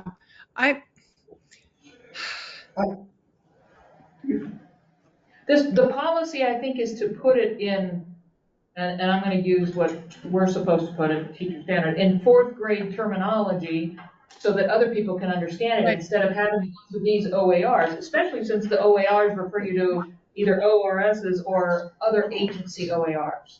So they would have difficulty doing that. So I think this just spells it out, and that wouldn't be a rules committee. Yeah, I don't know. I just think that in a training setting that is the responsibility of the educators to spell things out for students, and I don't know that's necessarily board business. I actually disagree with that, Carol. I can say as somebody who graduated a program and then taught, when I went through the program, this was certainly not taught to a way that is up to scientific snuff, and we were often taught things that contradicted with germ theory and universal precautions. And when I started teaching, I brought this in and implemented it. And in our school alone, it drastically reduced the transmission of staph, strep, scabies, and other airborne diseases that we just had going around in our clinic and in our classrooms. And if I hadn't had this to lean on as a board guideline, I wasn't getting anywhere, and we certainly weren't killing staph with oregano oil like misted in the room. I don't mean to be disrespectful. That was what was happening, and this was kind of how I got that change to happen. Because all massage therapists don't believe in germ theory or universal precautions or disease. So I think from a public health perspective, I found it profoundly helpful as an educator. Well, I think that if we're going to keep this policy, then what we need to do is commit to reviewing it on a regular basis, just to make sure that the information that is out there, kind of with our stamp of approval on it, that make sure that information is consistent with current best healthcare practices. So could this maybe go to review where we could add COVID to the list? Yeah, so what I could do is, when I first started talking about these, some of these ones that you want to update that might take a little more time to update, I can bring them back to another board meeting as an agenda item, only a single agenda item, not with 50 policies, with the purpose of everybody knows it's gonna be there, bring your notes, and we can go do the work and maybe get it done at a quick period of time. Yeah, this is an opportunity for a task force, but I don't think I mean, I thought about that too. But I'm not sure it's going to be so drastically changed that a task force would be beneficial. I mean, I think it'd be done in one city. I really do. As long as we've all reviewed, read, and bring our notes and prepared. Even if it goes to a couple cities, as long as it, it reflects what you want it to, and if you need to direct me to reach out to the World Health Organization or someplace and say, hey, we're unsure about this, do the research, bring it back to me, and we'll see if we can add it next time, I mean, there's no hurry on this, so, take your time. We can do it over several board meetings. Sorry, I didn't mean to. Yeah, no. So long as it's reviewed more than once every 26 years. Exactly. We're in the right. We're doing the right. Right, because this is science, and science marches forward. I still don't understand the thing about antibacterial soap. I'll have to ask you later. Oh, okay. It is our most asked about and used policy. It's on our website, and we direct people to this quite often. So there's a lot of LMTs that want the guidance. Okay. I motion Okay. send this to committee to. No. It's okay, it's okay. Go ahead. No, my understanding, we're just gonna direct, staff to revise and bring Bring back to the next back board to meeting. the Yeah, board. revise and bring back to another board. Okay. Because we don't want, if it goes to a committee, that is a whole other process. Yeah, Another committee. yeah. We're the board, not a committee. We want to review it.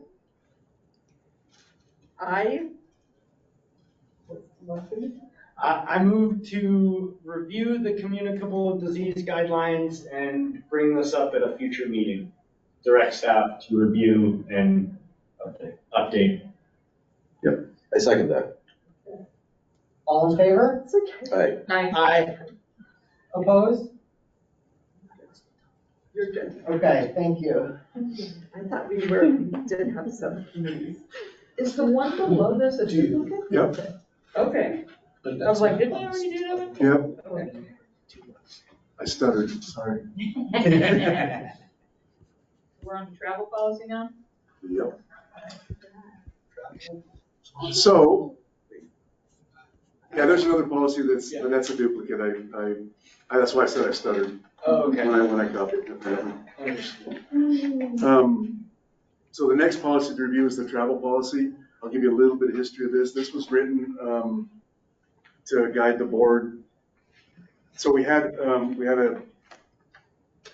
few board members that were I can say it. We had a few board members that were taking advantage of kind of the travel policy. So they were, instead of driving straight home, they were renting hotel rooms without asking for permission to do that. Some people may need to do that, but they brought up to us that there was no guidelines. On the board, so Kate, who was the previous director, decided that the travel policy needed to be written to give the board some guidelines on what the travel policy is. So that's as politically correct as I can say it. And it pretty much mirrors DAS's policy. It does mirror the DAS policy. That's where she got most of it. Is this just one where we could rescind this one and rely on the DAS policy? No, because, and I like that idea and I wish we could because I looked it up. We can't because as a semi-independent board, not all DAS policies apply to us. And that happens to be one of them. So we have to have our own, yeah. So. That makes sense. Well, I move to keep the policy. It's Is a it travel current, up to policy. date? Does it make sense? I think so, yeah, and so I did look at this policy. It does mirror what we were doing right now. And I think it's it's very common sense. So, Okay, so Maria, there's a motion on the floor to maintain the policy. Maintain the I'll policy. second that. All in favor? Aye. we already said that. Opposed? Motion carries. Oh, yeah. Who second? No, that's- Did you not do that? Oh, okay.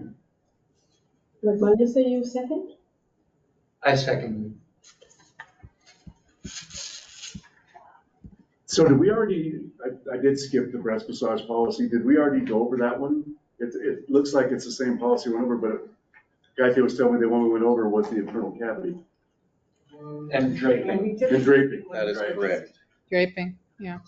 This is different. Want to go Yeah, back it to is it? different. This is a Okay. different Okay, policy. go back. So we need to go back I up to was that one, to wondering the why breast we massage skipped it. policy. Yeah, it looks exactly the same. So I thought it was exactly the same, but no, it's a different policy. This was last revised in 2011. And, I move to rescind this, Yeah. last revised May 2015, 2011 for the breast massage policy. Second, All in favor of rescinding? Aye. Opposed? Motion carries. sorry about that. I thought it was the same one too. I did Thanks, too. Akaya, good Yeah, catch. thanks for catching that. Okay, so the next one.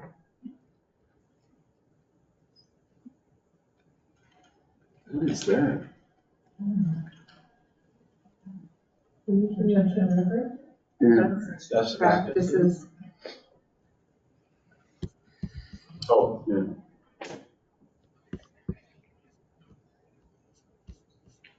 Yep, best practices, OBMT best practices for LMPs. That was also adopted in 2011. It doesn't appear to have been updated.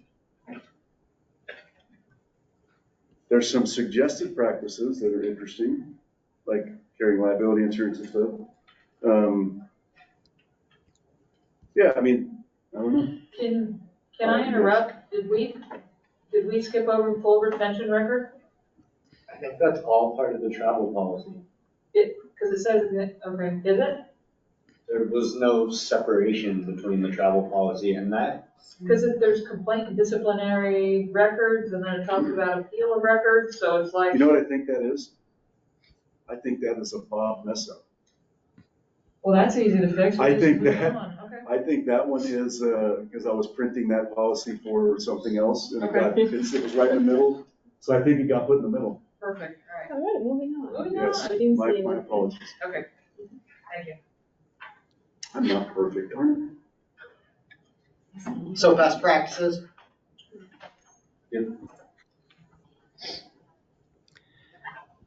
I mean, these are all reasonable things. I think just like other things we've reviewed today, I wonder, do we need it? I don't know.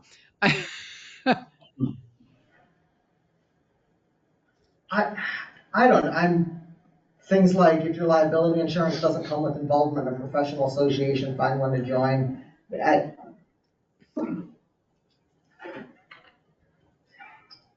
I mean, it seems like we're doing a lot of hand holding, I mean, maybe the rules can just be the rules and that'll be that. I don't know. They keep soap notes for all clients. If we don't have to in rule or statute, Mhm. Yeah, don't like- say we should and then it's not a rule. Yeah, Yeah, I mean, I think we should make a rule or not. And I think that this is this kind of like this may be kind of some of the source of confusion among massage therapists about what's okay and what's not okay. and what we're supposed to do and what we're not supposed to do. I mean, we've probably all heard from our licensees massive confusion about what our actual rules are.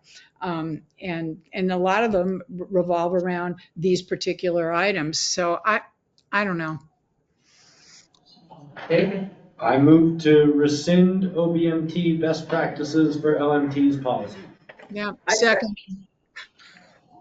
Melissa on that one. All in favor? Aye.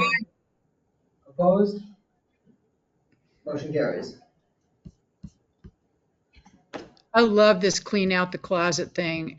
It makes me really happy.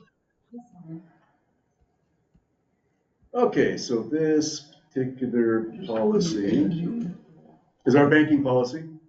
It is a kind of a staff policy. It was written back in 2011. And so when I get audited every 2 years, and then they can do random audits, and they have. But the big audit I get is every 2 years. So at the end of the biennium, they often ask me if we have a banking policy. So I refer them to this policy, and basically the really big part of this policy is the second part. Because the first part just talks about the ORS, right, what our authority is. But down here where it says guidelines, this is the part that helps me out in our the way that we handle money, the segregation of duties specifically, and you know, kind of give some guidelines. So it's needed. It's needed. You'd like to keep it? Yeah, it's needed for our banking, for our audits. So.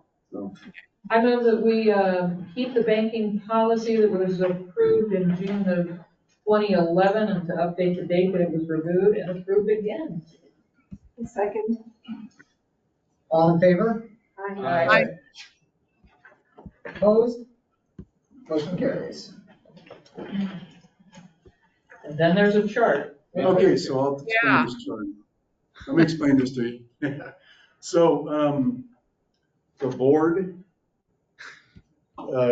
regarding CEs, the board developed this rubric or this chart to provide guidance to staff about what CEs to accept and what not to accept. So basically, we had a board meeting in Portland at East West College, and the board was really revamping the CEs and kind of going through everything.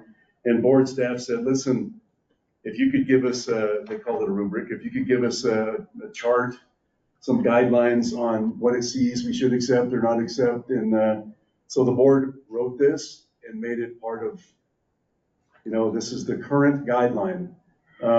We have a person in our office right now who is the CE guru, and CEs have changed since then. So I think that this should be rescinded. Or if you want to build a new one.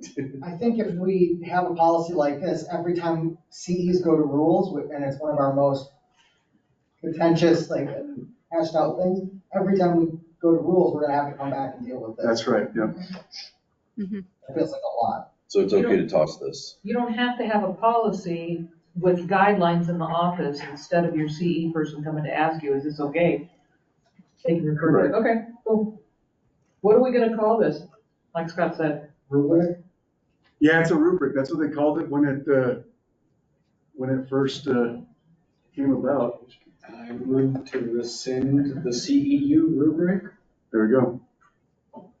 I second. Maria on that one, all in favor? Aye. Aye. Opposed? Motion carries. Okay. All right.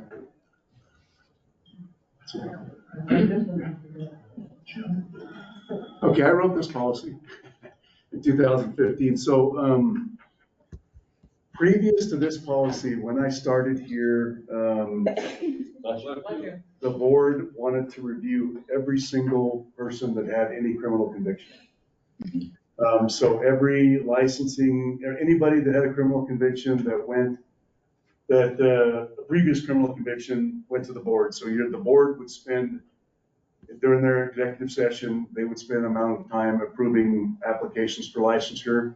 And they would also call in people and have them, and the board would interview individuals about their application and then make a determination whether they wanted to approve it also. So our board meetings would go to at least 5 o'clock, sometimes later than that. And the board said, we don't want to do this anymore. When we got some new board members, they're like, why are we doing this? Can't we give some authority to our staff when it meets certain criteria that the staff has the ability to approve these? So I wrote this criteria. The board reviewed it, they made some tweaks, and they said, okay, this criteria meets our guidelines. And it's a license review policy. So if it falls within this, then we can approve it without even having to go back to the board. If it is outside this policy, then you guys have to see them. That's why you only see a limited number of them, because they don't fit within this policy. And there's been some, So if we agree to keep this policy, does it need any revision? Is it working? actually, Carol, I would like to look at this closer and if we choose to keep it, I think we should keep it. And I will go over it with Mitch and then we'll run it by Bob. And if there are any changes, we'll bring them to the next meeting. Yeah, it makes. There are some things that have happened over the last about 5 years coming from the state. DOJ has told us all regulatory agencies that issue licenses that the offense has to have a nexus to the profession. And for us, many of them do, but many of them don't. And so I'd like to look and see if the nexus wording is in the policy and if we want to add it or not, so that we're in line with DOJ and what the other agencies are also having to do. So in that case, I move to direct staff to do some research, make necessary revisions to this policy, and bring it back to the next meeting for our review. Second. All in favor? Aye. Opposed? What's that? Oh, Just said I said opposed. something. Motion carries.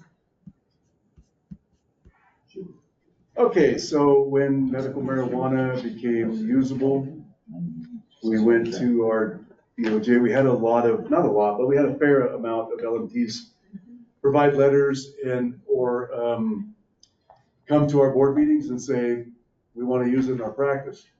Can we use it in our practice? And so we went to DOJ. I talked about this earlier. Went to DOJ and said, what's the law?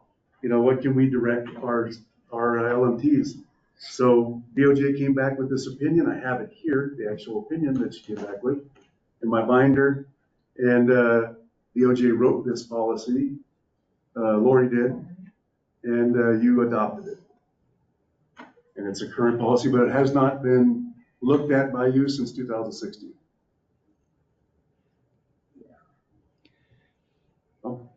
Well, I trust Lori and I still think it's. Okay, hold on. I'm going to take it back. The second one, the topical use policy, it has not been revised since 2019. Sorry. If you go down a little further, there's another topical use one. I put them both in. Thanks for catching it.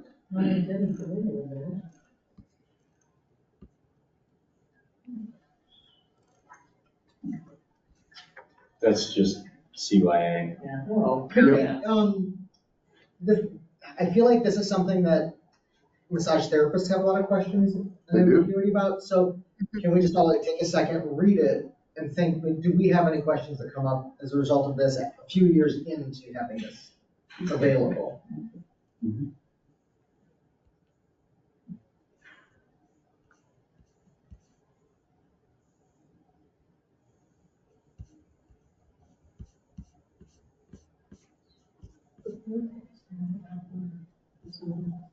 Oh, I didn't know they had a consent in writing.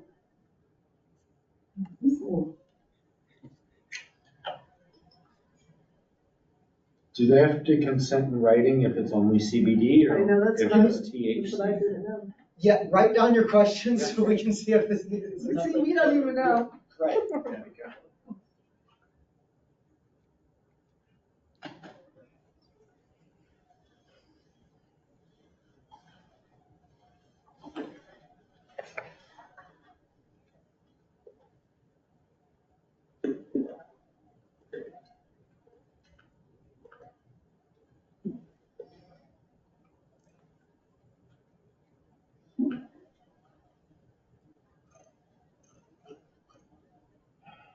Right.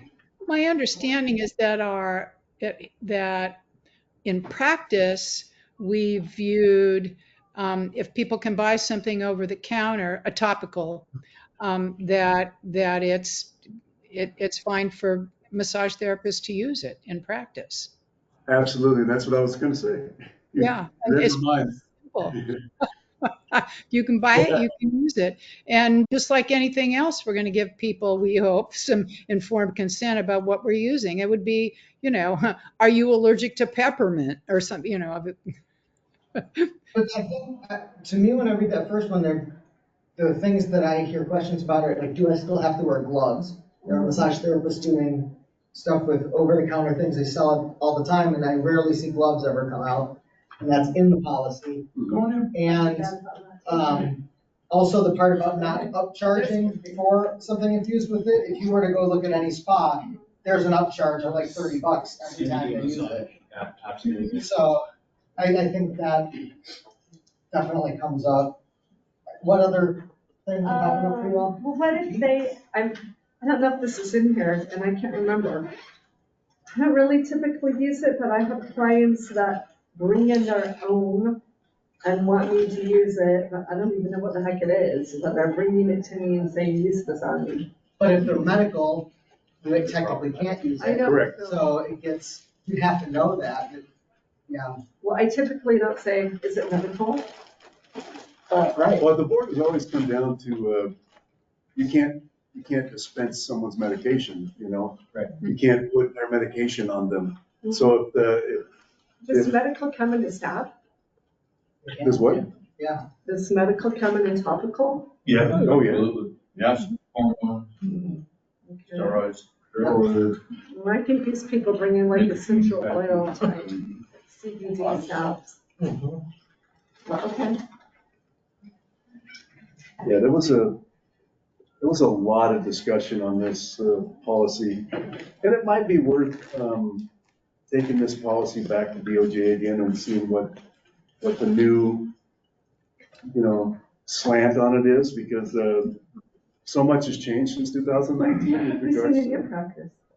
I mean, like Beckett said, there's definitely an upcharge for CBD massage at pretty much every single spa in the state.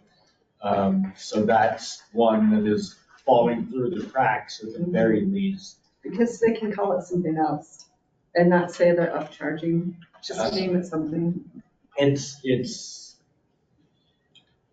There's a lot of slippery slope here. Like I have clients that have asked me about the benefits of CBD, and my go-to answer is generally something along the lines of, that's outside of my scope of practice to define how that's going to affect you. Yeah. I can tell you that when I get to use CBD, my hands and arms feel better.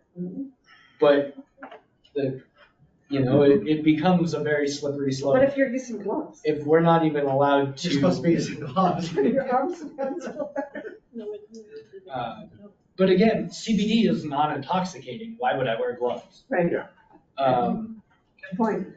I think that this one if this was written when it was just crack a dog. Absolutely, yeah. Like, is this something that we can work with? That's what I'm saying. I think it needs an update. Yeah. And and a legal update too. I mean, because the legal opinion we got on this was probably 2018. It was written in 19. So we got the opinion maybe either 18 or 19. And that was when, everything started becoming legal. A lot has changed. A lot. So, including the rules that govern this through the state. Yeah. You don't have to keep your driver's license on Yeah. filing. Mm-hmm. So I move to review the topical use policy including sending it to AAG for Review. current DOJ guidelines. So that's the direct staff. Direct right? staff. Direct staff to send this to DOJ and review. I second that. All in favor? Aye. Opposed? Motion carries. There's so much there. That's it, I can't scroll down anymore. Yeah, look at that. Whoa. Maybe they can add that you can't use old dirty bomb water. Yeah, that's not even a joke. The one I got working as a contractor for you guys was, it was the most horrible handmade topical Yeah. I've ever smelt or, it was based on my history as, in my youth, that I'm so nasty I don't know. And then there was no shower or anything. I had to, I went up to my truck and lined it with towels because I didn't want it to get on my leather seats. I was like, drove to the hotel and went to the shop. How much did they use? This is back when it was brand new too. Glad you guys got through that. Okay. So, we are on to new, board member, new business proposals.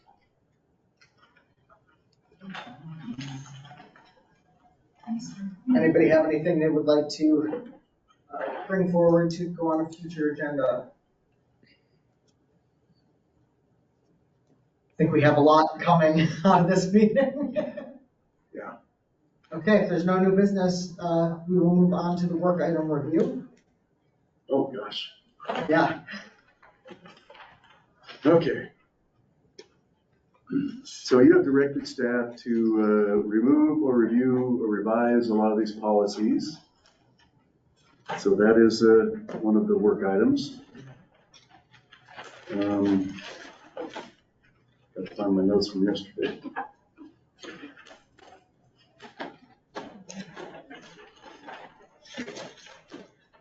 Bob, do you want to take a couple minutes? Like, that help? Could we get a break? Most of us took 15-minute break. I'll second that. all in favor of a 15-minute break? Hi. Opposed? Motion carried. Please return in 15 minutes. You wanted to get out of here. Are we still being, I still have 2 hours. what? We're going through this fast. Are we moving to? They're on a break. Oh, you already moved? This conference will now be recorded. These 3 more that also wanted to ask. Right. Okay, welcome back. We're gonna go on to the work item review. Yes. Okay. So the 3 things I have is the board directed me per Jenny Rock's comments to review the relationship rules.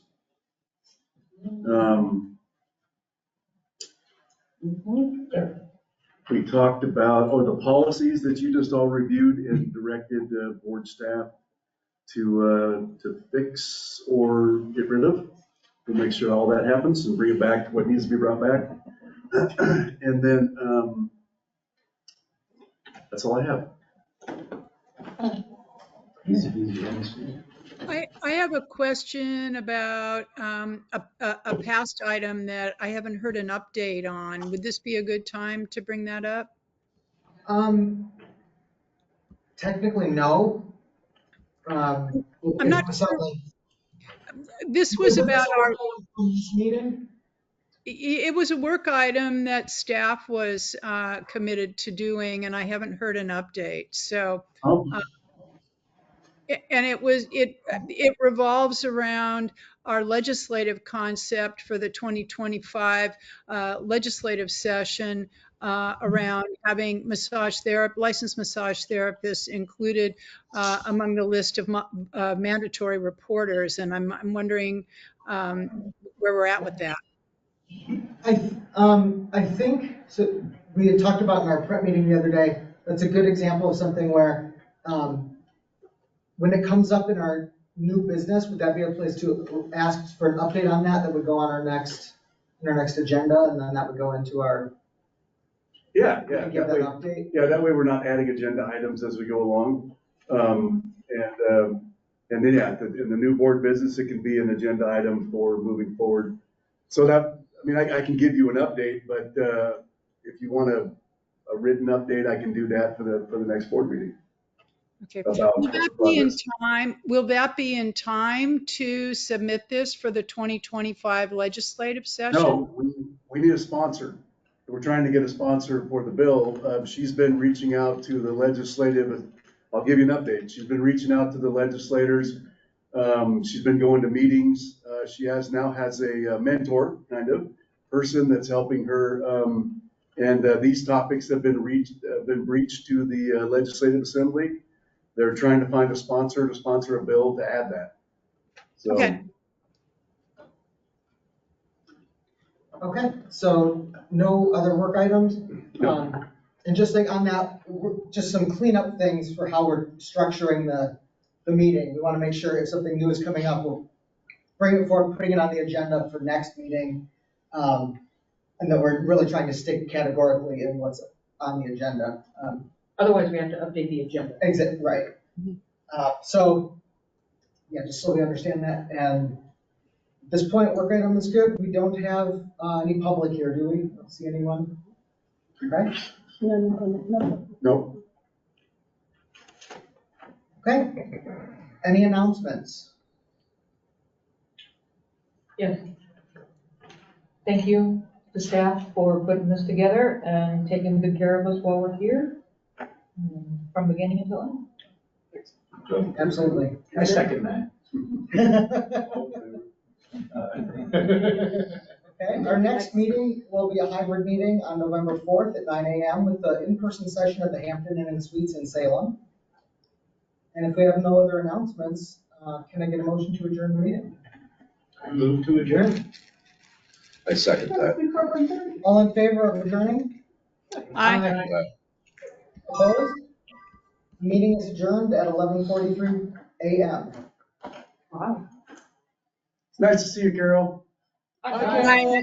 See all of you. Till next time. Yes. Yep. Okay. Bada bing, bada boom. Now the kindergarten Jenny. version of our pay sheet, 3.6 Hey, miles. Jenny, 3.6 Hold on. miles. did you just pop in right We now? have somebody else on. There was somebody there. No, I've been here for quite a while.